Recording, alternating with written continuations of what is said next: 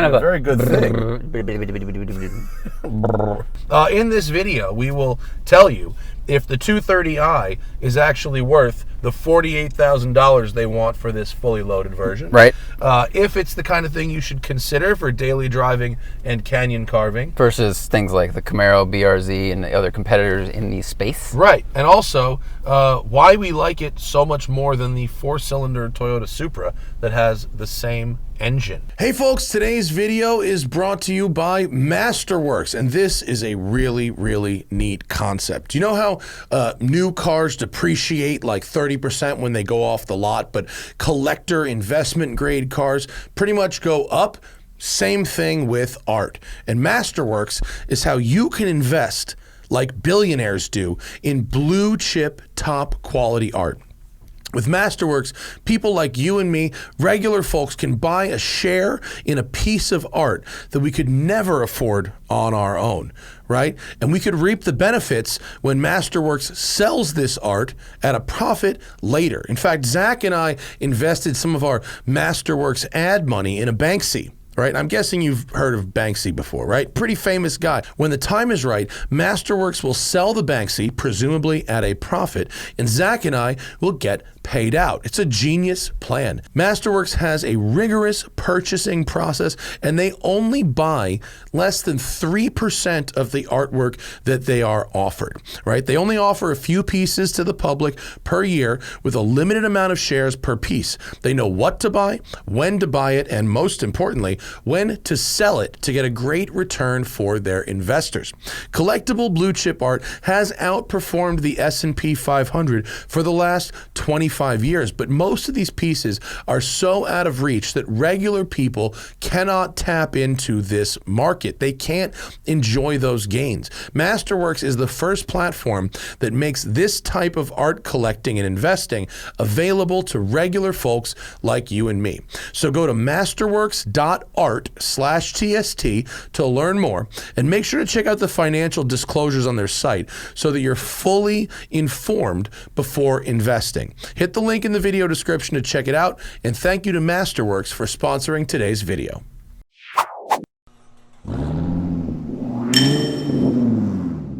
Hey folks, welcome to the BMW 230i. Nice little day for a drive up here, and I'm actually pretty excited to drive this car. It keeps it OG, as it were. Four-cylinder, rear-wheel drive, two-box shape. It's sort of a throwback to the original BMW coupes we loved, like Right. the 2002, the E30, etc. Right. As BMW and a lot of the manufacturers get away from the things that made them great originally, there's always a little bit left. They always keep one car around to keep the tradition going. And actually, it's this car.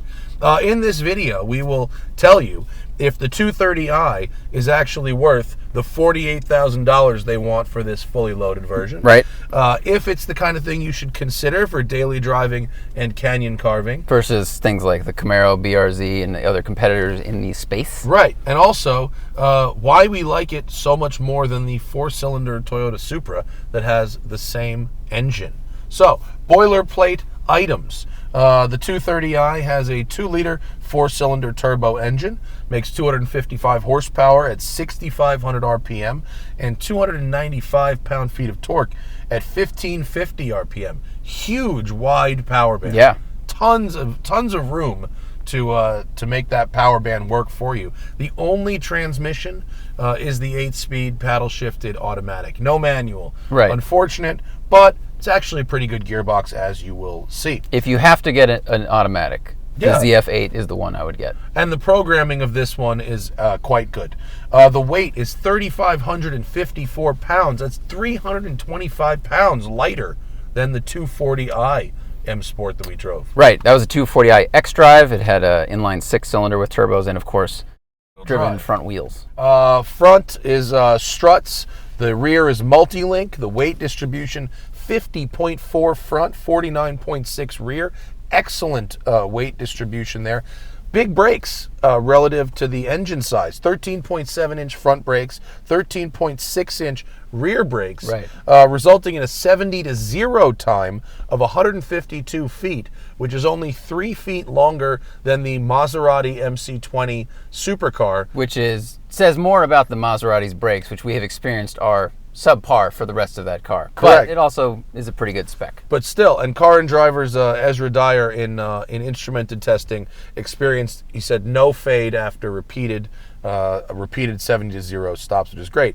0 to 60, 5.1 seconds, quarter mile 13.7 at 101 miles an hour, and at 75 mile an hour cruise, the car returned 38 miles per gallon, which results in a 520 mile fuel range. That is amazing. If you're a road tripper, this is a good option. Yeah. Let's see how it is dynamically. Zach, what I'm mode are going to we start in comfort, but I will switch it halfway so I can experience both. Okay. Right now, just comfort mode. You can individualize your sport if you want to. It basically changes the steering because this has the optional M steering package, so it's a variable ratio, but it's like a sport system. Yeah, this one has the M package. It has the dynamic rear differential, the sport ELSD. Yeah, it's got the 19-inch wheels with P0 tires. It's got the painted brake calipers. It's basically as loaded as you can make one of these, except for the lack of lumbar. Lack of lumbar, which is $350. Individually selectable option. This one doesn't have it. It's got everything else. It's got the good stereo. Here we go.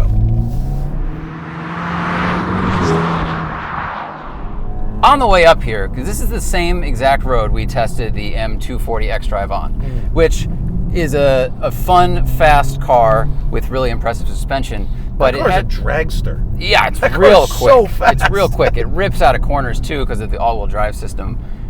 This thing feels, I mean, it's 300 pounds lighter, but it feels like more. The front end is so much more playful, and you don't have the front diffs tugging at the front end of the car around the corner, kind of tricking you as to how much steering you need to input.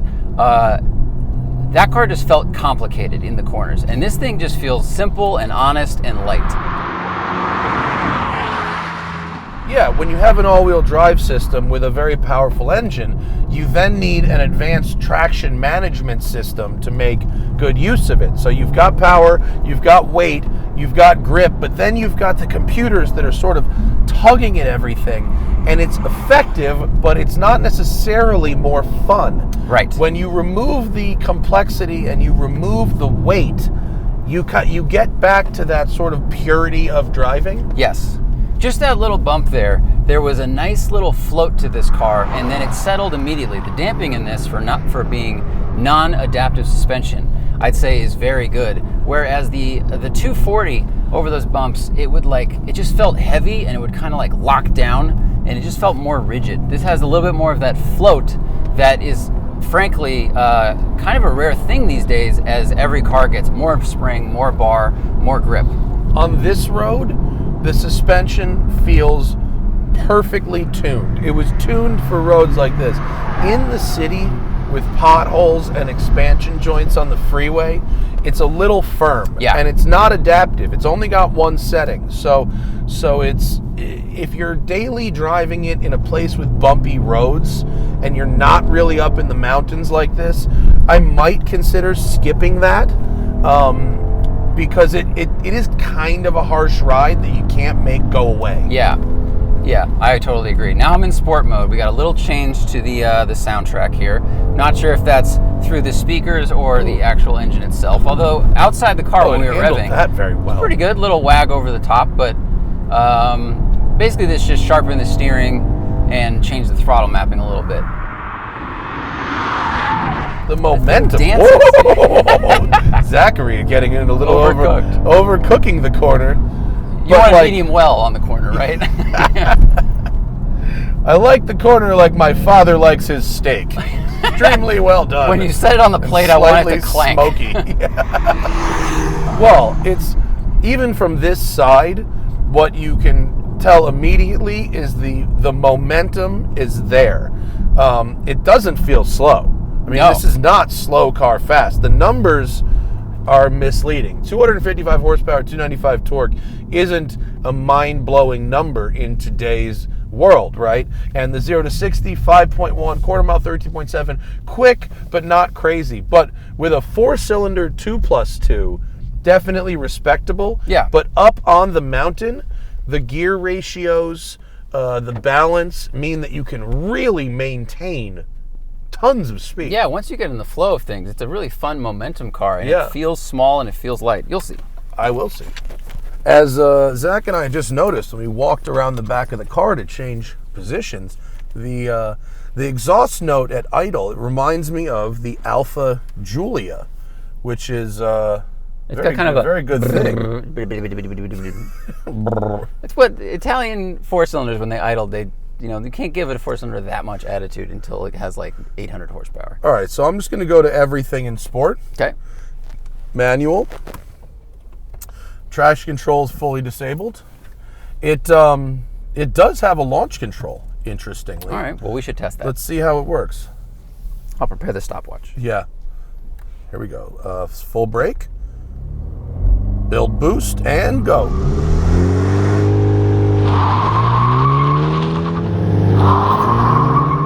Oh, wow.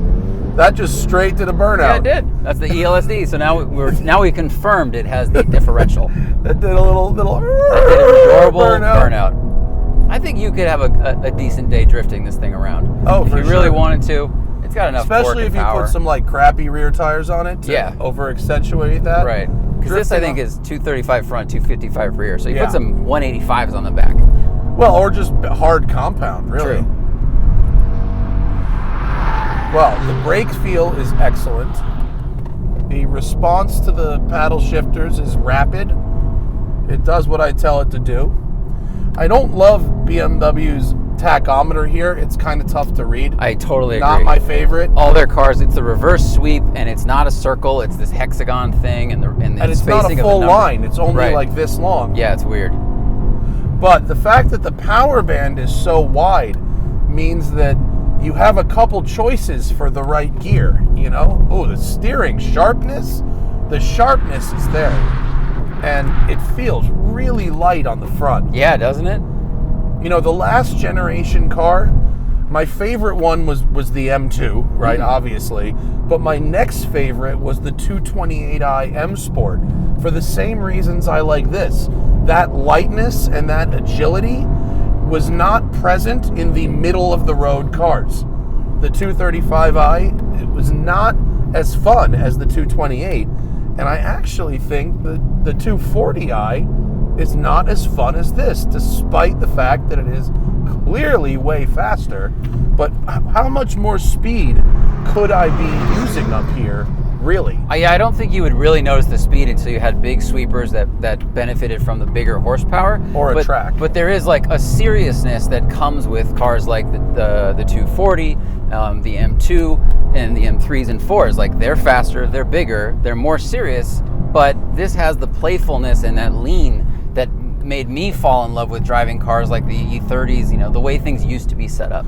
I can really feel the difference between what the front is doing and what the back is doing, and I feel like I have total control over both.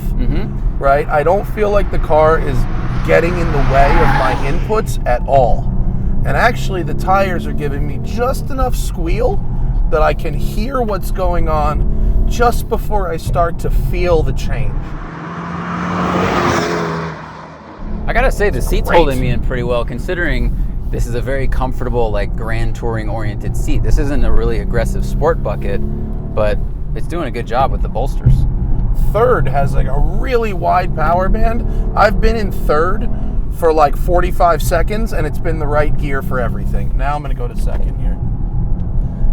It rips off the downshifts pretty nicely. We'll just go into this Titans section in the downhill here. So it'll be a good test of the brakes. Yeah, the brakes are nice. Got good feel. This car rules. This is a really good overall car. I mean, it's very practical. Honestly, the room in here feels like the M4 in terms of shoulder room. Like, I don't need more space in the front, but it's fairly compact, easy to park. The turn in and like what happens with my hands right as I find the limit of the track, like here, it's not understeery. If you transfer the weight properly, like I could tell I was like 3 miles an hour short of like a controlled entry speed drift there. You know what I mean? Like what you want to be able to. There you go. That was a whack. Yeah, you don't want to have to smash the throttle at the mid corner to get the back loose. You want to be able to get the back loose on braking, which is how you end up in a controlled slide instead of an out of control oversteer. You know what I mean? Yeah, I mean, there's two ways to do that, of course, but I think if a car is well balanced, being able to initiate a slide under braking early, like you can just feel what's going on. It's more communicative and it makes you feel safe doing that. Yeah, yeah. So, is this thing worth $48,000? I mean, the fact it starts at 37, right, which is, I think, a pretty good value. And with some of the niceties this has, like I think yes, this has the good leather, the good stereo, plus the performance options, right, the good diff. I mean, I'd probably cut the good leather before I cut the good diff. I'd want the diff. Yeah, definitely. And the space, it's the competitors like the C300 Mercedes, the Lexus IS that has a little bit less torque. Like there are other cars in that upper 40s range, but both of those are sedans. Right, or you can go Mustang, Camaro, Challenger, which are not as, quote, nice. They're faster, certainly in a straight line. They're all rear-wheel drive, so you can do your slidey stuff if that's what you want. But I don't think any of them out of the box has the agility that this has. You'd have to go to Mustang Mach 1 or you'd have to go to Camaro 1LE to really get this level of agility. And they both have that serious large feeling to me. I mean, the Mustang is a really good overall car, but it feels big and heavy compared to this. Yeah, this car really does shrink around you pretty nicely. Compared to the Supra 4-cylinder, which I didn't really like at all, this car, I think, makes better use of this powertrain than the Supra does. Because the Supra is small, because the Supra is really kind of tight, you want to feel like it's a focused sports car, whereas this is like, oh, this is an everyday car that happens to drive really well. That drives like a Supra. Right, not just the slower version of the other Supra. Right, because the Supra with the good engine is a compromised vehicle. You're going, well, I don't need back seats, and I don't need this visibility. But when you take away the power and performance, then you're not compromising anymore. You're just losing. Yeah, exactly. So, and I personally, I don't need all-wheel drive in my car, and this car up in the canyons where we do most of our fun driving, this thing in the real world is just as fast as its more expensive bigger brother, the 240i. A good driver could go just as quick in this as they could. The extra power is not that useful unless you have a specific need for it. So I would say this, even loaded at $48,000, is a better value than a loaded M240i X-Drive. And if you don't need the all-wheel drive, then you're just lugging around extra weight. So this is a really fun car, great value, very comfortable, very usable, and fun to flick through these corners for sure.